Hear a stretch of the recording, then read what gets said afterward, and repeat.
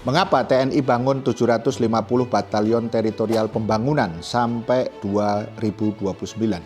Tentara Nasional Indonesia TNI menargetkan pembangunan 750 satuan batalion, masing-masing beranggotakan kurang lebih 1.000 personil di tingkat kabupaten kota di seluruh Indonesia hingga 2029. Apa yang sesungguhnya terjadi? Pertama, program itu menjadi bagian dari implementasi Optimum Essential Force (OEF) yang tercantum dalam Rencana Pembangunan Jangka Menengah Nasional RPJMN 2025 sampai 2029 guna mewujudkan postur pertahanan nasional yang adaptif dan modern. Satuan yang dibangun terdiri dari Batalion Teritorial Pembangunan, YON TP, Satuan Bantuan Tempur, hingga Satuan Bantuan Administrasi. Dari total target tersebut, sebanyak 593 merupakan YON TP, sedangkan 157 lainnya berupa Satuan Bantuan Tempur dan Bantuan Administrasi.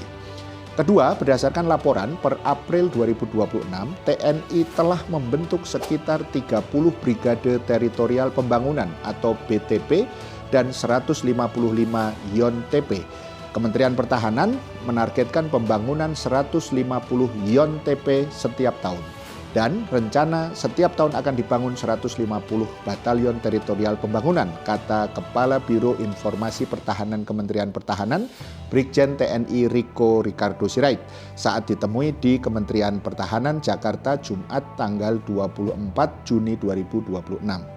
Ketiga, Menteri Pertahanan Syafri Samsudin mengatakan pembentukan 750 batalion baru dilakukan untuk memperkuat kehadiran negara di daerah, termasuk menekan angka kriminalitas. Menurut Syafri, sebelum ada batalion teritorial pembangunan, banyak kabupaten tidak memiliki pasukan TNI. Apa yang terjadi? Begal. Kriminal itu besar sekali, kata Syafri dalam rapat Komisi 1 DPR di Jakarta, Selasa 19 Juni 2026. Syafri mengklaim setelah TNI menempatkan batalion dan membangun pangkalan di suatu daerah, angka kriminalitas menurun hingga lebih dari 50%. Selain itu, prajurit YON TP juga bertugas melakukan patroli keliling dan menghidupkan kembali sistem keamanan lingkungan atau Siskamling. Keempat, Syafri menuturkan satu batalion berisi sekitar 1.190 prajurit dengan latar belakang beragam, mulai dari lulusan pesantren hingga rohaniawan non-muslim. Menurut dia, para prajurit bisa mendampingi masyarakat di rumah ibadah, termasuk menjadi imam dan khotib di masjid. Selain itu, prajurit TNI juga dapat membantu kegiatan pendidikan dengan mengajar anak-anak sekolah di lapangan. Syafri menambahkan Indonesia memiliki 514 kabupaten kota dengan jumlah penduduk mencapai 287 juta jiwa serta berbatasan langsung dengan 11 negara. Namun, menurut dia pembangunan 750 batalion itu bukan untuk mengantisipasi serangan dari negara tetangga, melainkan untuk menjaga kedaulatan negara. Tercatat pada tahun 2025 anggaran Kemhan dan TNI mencapai 364,1 triliun rupiah untuk modernisasi alutsista dan kesejahteraan. Pada tahun 2026 anggaran yang disetujui sekitar 337 triliun rupiah dan pada 2027 yang akan datang pagu indikatif awal ditetapkan 139 triliun rupiah, namun Menteri Pertahanan mengajukan usulan tambahan sebesar 195 triliun rupiah menjadi total 334 triliun rupiah yang masih dalam proses pembahasan dengan DPR. Kelima, Direktur Merah Putih Institute (MPI) Fauzan Ohorela mengingatkan pentingnya kepatuhan terhadap payung hukum yang berlaku, khususnya Undang-Undang Nomor 34 Tahun 2004 tentang TNI dan perubahannya di Undang-Undang Nomor 3 Tahun 2025. Menurut Fauzan, pasal 7 ayat 2 huruf B mengenai operasi militer selain perang (OMSP) perlu ditafsirkan secara hati-hati agar tidak tumpang tindih dengan fungsi Kementerian Sipil dalam mengelola pembangunan, pertanian maupun kesehatan. Sesuai ayat 3 pasal 7 Undang-Undang TNI, implementasi OMSP harus didasarkan oleh kebijakan dan keputusan politik negara. Kita tentu mempertanyakan apakah usulan YON TP dari Menhan Syafri ini sudah sepenuhnya dikoordinasikan dengan Presiden Prabowo selaku kepala pemerintahan, ujar Fauzan di dalam diskusi publik di Jakarta 10 Juni 2026.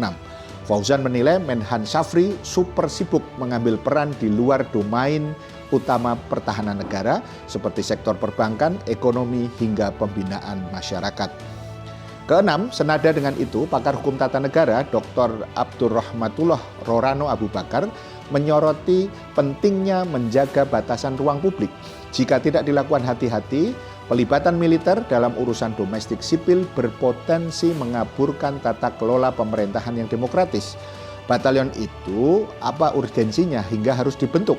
Apakah hari ini misalnya Kementerian Pertanian dan fungsi-fungsi kementerian lainnya tidak lagi berjalan sehingga TNI harus terlibat di dalamnya, atau apakah sipil sudah tidak lagi efektif dalam urusan penyelenggaraan sosial, maka diharuskan TNI mengurus hal yang seperti itu, tegasnya. Ketujuh, berbagai fakta ketika pembangunan markas Batalion Teritorial Pembangunan TNI digalakkan pemerintah justru memantik penolakan di beberapa daerah, disertai berbagai alasan. Benang merahnya kurang lebih serupa. Ancaman hilangnya ruang hidup. Pemerintah menargetkan lahir ratusan batalion baru di setiap tahunnya dimulai tahun 2025. Batalion teritorial ini tidak cuma berfungsi mendukung fungsi tempur sebagaimana karakter utamanya, melainkan juga program-program utama pemerintah, swasembada pangan atau makanan bergizi gratis MBG.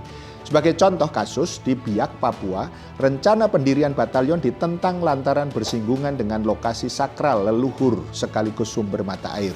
Di luar itu, pelepasan tanah turut dituding ditempuh secara sepihak. Sementara di Pasuruan, Jawa Timur, penolakan terhadap pembangunan batalion tidak lepas dari riwayat konflik yang telah lama mengendap.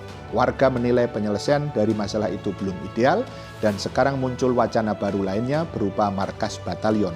Akhir Desember tahun 2025 lalu, ratusan warga dikabarkan mendatangi lokasi di mana batalion akan dibangun dan melayangkan protes. Masyarakat meminta titik batalion diubah supaya tidak berdekatan dengan kawasan pemukiman penduduk. Pertanyaan kritisnya, mengapa TNI tidak fokus saja ke fungsi pertahanan negara dan bukan malah merambah bidang sipil lainnya yang tentu ada kementerian dan kelembagaan sipil lainnya yang bertanggung jawab?